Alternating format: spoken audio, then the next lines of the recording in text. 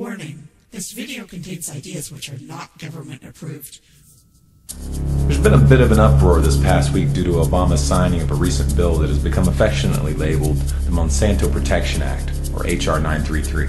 So much so that it's led Senator Barbara Mikulski to publicly apologize for letting the provisions slip through. However, this is really only a small part of a much bigger pattern of corruption and collusion between Monsanto and the U.S. government.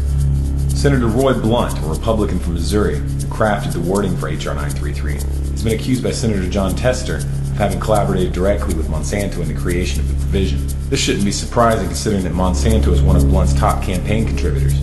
Blunt also accepts contributions from the Crawford Group, a registered lobbyist for Monsanto. Now, the controversy in this bill is tied to Section 735, which is of course written in such a jumble of incomprehensible legalese that it's highly difficult to interpret. It's designed to make the eyes glaze over without registering that anything of significance has been stated. This is facilitated using a common legislative technique of referring to sections of a separate law, so that you have to go read the unintelligible fine print in that second document in order to understand what's actually being said. That second law in this case is the Plant Protection Act. In the description of this video you'll find a link to both documents. Now, what Section 735 of H.R. 933 states is that if a plant is determined to be a biological pest and is therefore brought under regulation and restrictions which prevent it from being planted or transported within the U.S., the Secretary of Agriculture shall immediately grant a temporary permit or deregulation to any farmer, farm operator, or producer that requests it, regardless of what any other laws or courts may order. Now, the word genetically modified organism isn't mentioned here, and that's part of the skillful way that this was designed to slip through. Only someone who knows that by default genetically modified organisms are considered biological pests until they've been approved by the Department of Agriculture, and that they are reclassified as pests if shown unsafe, would understand the implications here. To distill this down to one sentence, if a farmer wants to grow a genetically modified plant that's been outlawed because it's been found to be harmful to the environment or human health, all they need to do is contact the Secretary of Agriculture and they will be immediately issued a permit to cultivate these plants. Essentially, it makes it impossible to stop a genetically modified plant from being used in the United States, regardless of any laws or rulings that are made to outlaw them. Now, of course, one might be inclined to let Obama off the hook for signing this law.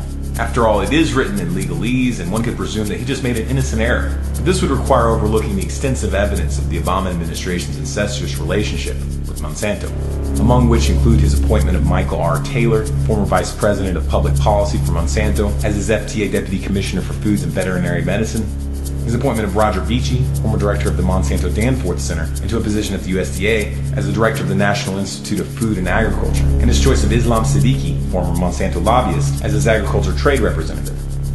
Now, anyone who thinks that the revolving door between the government and Monsanto is something new should look into Monsanto's connections and dealings with both of the Bush administrations and the Clinton administration. This has been going on for a long time. The purpose of this video is not to motivate you to write a letter to these corrupt senators or to inspire you to vote the bums out. None of that will have any meaningful effect. The system can't be fixed at this point. The corruption runs so deep that it has become literally inseparable from the political machinery. We don't have corporations influencing government. Corporations have become the government. Only when you come to terms with this and realize that the solution to this problem is not going to be found in elections or petitions will you be willing to consider a course of action that really will make a difference. For more down that line of thought, please watch our video entitled U.S. Government Preparing for Collapse, and Not in a Nice Way. Our only chance lies in reaching a critical mass of awakening. We need to reach that critical mass quickly. It's not for me or for anyone else to dictate to you what your role in this awakening should be. It should be obvious that we all need to make an effort. If each and every one of us makes use of the skill and the knowledge that we have to alter the course that we're on, I sincerely believe that it would be enough. In that sense, don't wait for a solution. It may be you that has the solution.